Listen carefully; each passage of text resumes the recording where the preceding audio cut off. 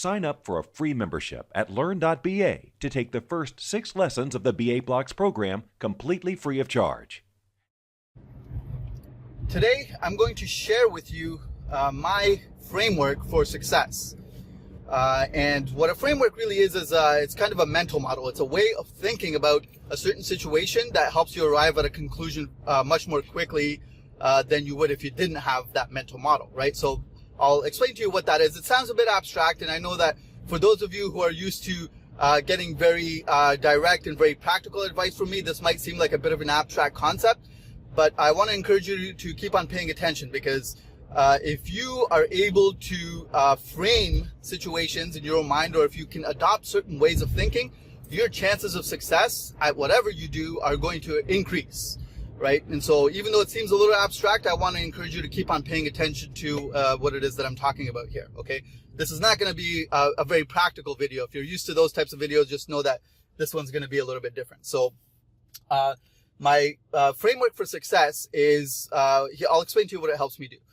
Anytime I'm trying to decide whether I'm going to be successful at something, I'm trying to decide whether this is something I should invest my time or my money or my effort into, I always try to think about it in terms of three different dimensions.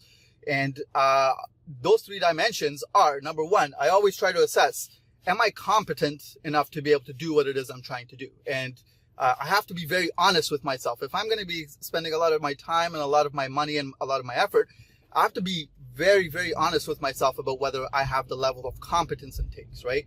Because I don't want to underassess that and then invest my time and money and then not be able to be successful at what I'm trying and still, waste my time and my resources. So the first one is I test my own level of competence, okay? Number 2 is that I always look at whether I have access to the opportunities, right? So first one's competence, second one is opportunities.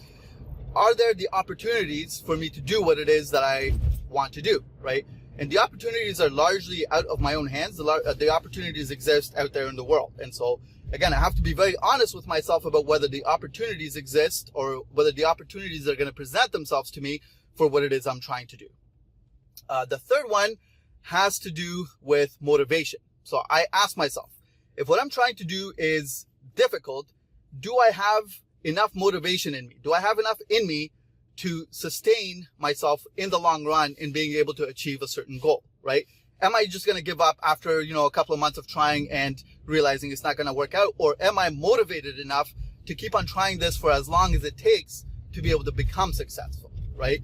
And so those are the 3 main dimensions that I always consider when I'm trying to figure out whether I should try something new, or whether I'm trying to figure out whether I'm going to be successful at whatever it is I'm trying. So let's look at how this applies to your decisions, your possible decisions about whether you're going to become a BA or whether, or what kind of a BA you want to become, right? If you're considering becoming a business analyst, first what you need to do is you need to be very honest with yourself about the level of competence. Now, you don't over-assess your capabilities and you don't under-assess your capabilities, right? What I see for a lot of analysts is that they have a lack of confidence in themselves, right? People who want to become analysts, they have a lack of confidence because they overestimate the difficulty level of the job that they're trying to do. And so they'll fail on the first test there, or, they'll ask themselves the first question, am I capable of doing this? And a lot of times they lean towards saying, no, I'm not capable of doing this. Now, there are a wide variety of types of business analyst jobs out there, right? You can do business analyst jobs that are very, very demanding, very difficult, but there is a whole spectrum of analyst jobs out there that are not necessarily that high pressure, they're not that difficult, and they're not as pressing, right? And so you should know when you're trying to measure your own level of competence, trying to measure whether you're capable of doing this type of work, know that you have a wide spectrum of the different types of BA roles that are out there, and you can always find, you don't always have to choose the most difficult one. You can choose the one that is at the right level that you think that you can perform at and still have a very good, meaningful career at being able to do, right? So on the competence front, that's what that's the type of advice I would give to you. When it comes to the second one, which is opportunity, now opportunity speaks for itself, right? If you do a job search on any of the major job sites, you will, I did a video a while back ago where I talked about the number of jobs that are available just on LinkedIn for BA roles, and I think it was around 60 or 70,000. And remember, LinkedIn is only one job board. So if there's 70,000 jobs out there, and I'm speaking mostly about the US right now, if there's 70,000 business analyst jobs out there in the US just on LinkedIn, then that question is answered for you right away, right? Are the opportunities there? Are the opportunities available? The answer to that question is certainly yes. And if you look at any of the statistics that are coming out from the IIPA or from any of the other standards organizations, you can see that number is only going to increase in the future. So in the next 5 to 10 years, that number is only going to be growing. And so if you're considering getting into analysis and you know you have the competence, or you can find the right level of job for the level that you want to be at, you answer that question, you're now considering, hey, are the opportunities there? I would say just do a simple job search and just check for yourself, because the answer to that question will inevitably be yes. So that's the second thing you need to consider, right? So you've considered competence, we've considered opportunity, and now what we need to do is tackle the third one, motivation. How motivated are you? How much work are you willing to put in to try to get yourself from where you are today into a position where you have a meaningful and a rewarding business analyst career, right? This one is solely in your own hands, right? So if you think to yourself, well, you know, a lot of competence might come naturally. You can upgrade your skills, and you can put a lot of work into learning different ways of thinking and, you know, adopt different mental models and build skills to increase your competence. The opportunities you don't really have to worry as much about, because the opportunities exist. There, what you have to do is you have to try to figure out how to make those opportunities available for yourself. The third piece is solely in your hands, right? How much motivation do you have to continue to pursue the career that you want to create for yourself? Okay, that's a question that you should ask yourself. And again, you have to be very, very honest with yourself about all of these questions. Because if you think to yourself, well, you know what, I just want to try it for a couple of months and see if I can make this thing happen, and then after that, I'm not really going to try again, you have to be very honest with yourself about that. For most people that I've met, they take their careers very, very seriously. And so when they have decided that they're going to pursue a certain career path, most people put in the work that it takes to actually achieve that.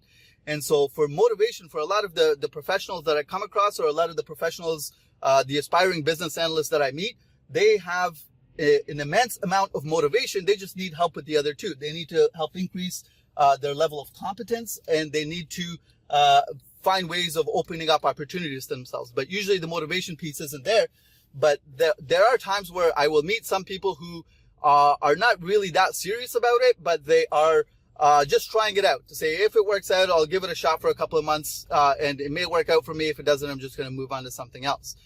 And so again, when you're thinking about your own pursuit of a meaningful business analysis career, you should look at it from the framework of success. This is the framework of success that I try to apply to everything that I try to do, right? Apply this into your own career. Ask yourself, number one, do I have the ability to do this work? And keep in mind that in the job market, the BA job market, you don't have to choose the most difficult type of business analysis work to do, right? There's a huge spectrum. Question number two is, are the opportunities there? Do your search. Do a quick search, and you can answer that question very quickly. The challenge there is how do you make those opportunities open to yourself? And I can talk about these in other videos, right? The third one is motivation. Dig deep down inside your own heart and figure out, do I have it in me to continue to pursue this if it doesn't work out in the short run? Am I willing to put in enough time and work?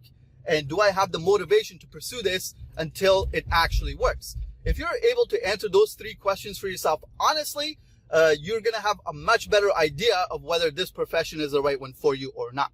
Okay.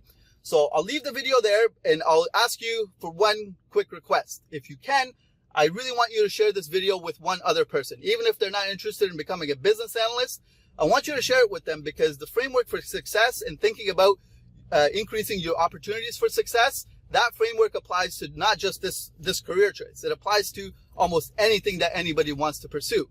For me, it has worked wonders in the past. All right. So just share this video if you can with at least one other person that you know. I'll leave the video there, and I'll see you on the next one.